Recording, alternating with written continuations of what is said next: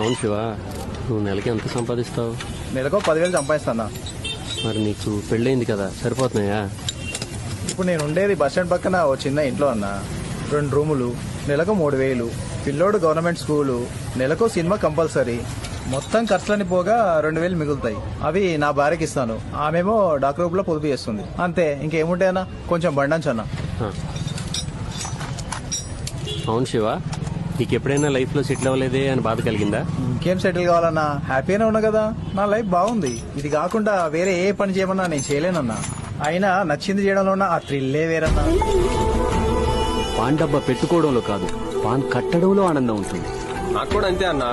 Tea కొట్టు పెట్టుకోవడంలో కాదు, tea కొట్టడంలో ఉంది ఆనందం. అట్లా ఒక్కో పనిలో ఒక్కో కళాత్మకత ఉంటుంది, మనసుకు తృప్తి ఉంటుంది. కూర్చొని మాట్లాడుకుందాం. ఇంకేం సంగతులు? అవును, ఎలా ఉందన్న ఈ డ్రైవింగ్ లైఫ్? సూపర్ తమ్ముడు. లాంగ్ డ్రైవింగ్ లో ఉన్న కిక్కే వేరు. మొన్న నేను మా సారు మెడ్రాస్ వెళ్ళినాం. మెడ్రాస్ లో అదే రజనీకాంత్ అల్లుడు ధనుష్ ఉన్నాడు కదా, ఆయన షూటింగ్. మా సార్కి ఆ ప్రొడ్యూసర్ కి మంచి ఫ్రెండ్షిప్ ఉంది. అందులో సమంత హీరోయిన్ ఫోటోలు కూడా దిగిన చూడు.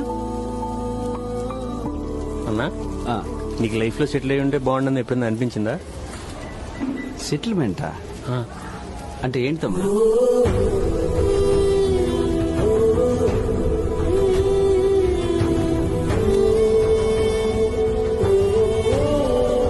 మీరు డబ్బు సంపాదించలేదని ఎప్పుడైనా బాధపడ్డారా?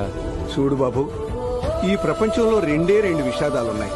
1 డబ్బు లేకపోవటం, 2 డబ్బు ఉండటం.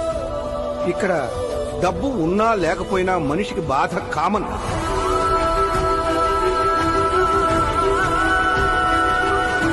అందుకే డబ్బు గురించి నేను అసలు పట్టించుకోను. సంతోషంగా ఉండటమే జీవితం.